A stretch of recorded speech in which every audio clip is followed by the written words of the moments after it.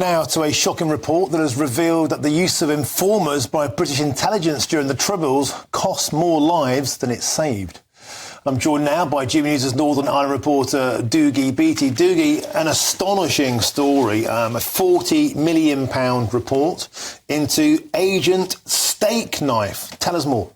Well, this Canova report was first headed up by John Boucher, who is now the Chief Constable of the PSNI in Northern Ireland. And it really did look at state involvement in and around terrorism, how they used informers and how were they low-level or high-level informers. And low-level were called horse handlers. I mean, they knew it was going to happen and they were paid a few pounds, etc. But this one in particular was right at the very head of the IRA. He was up and amongst there. And back in the early 80s, the mid-80s, the IRA Belfast Brigade was that badly compromised that it was really South Tyrone brigades that were taking the lead in this. And of course, then you had the Lochgall massacre where the SAS ambushed 8 IRA men there. And when you think about that, they didn't do that by accident. Somebody inside the Army Council had actually told British forces what was going to happen because it was so complete of a massacre. And then it really brings into question how many of these informers were in place. This was the killing of Catholics, by nationalists, by the IRA, in their own communities.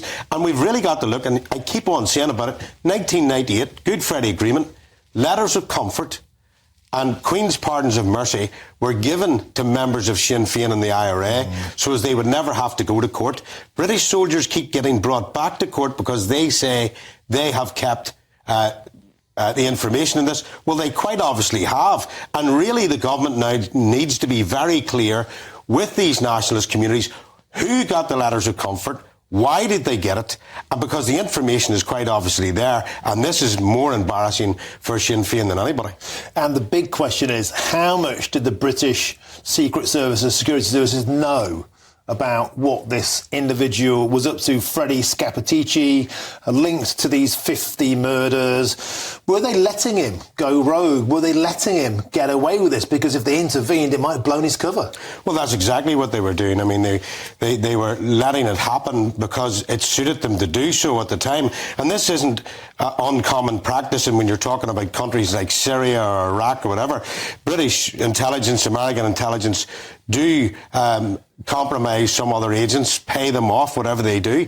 And of course, the problem with this is UK special forces turning on UK population. This is British citizens being taken out, if you like, with the assistance of the British intelligence service. And that's where this gets extremely serious. You got a clip to show us? Oh, yes, indeed.